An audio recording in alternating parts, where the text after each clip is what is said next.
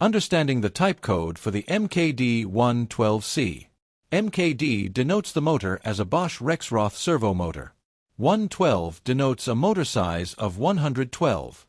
C denotes a motor length of C. 058 denotes a winding code of 058. K denotes a resolver motor encoder with absolute position detection. G denotes a plain shaft design. 3 denotes an installed holding brake with 70 Nm force. A denotes a side A connection direction. N denotes no special motor option. Frequently asked questions about the MKD112C. What is the peak current?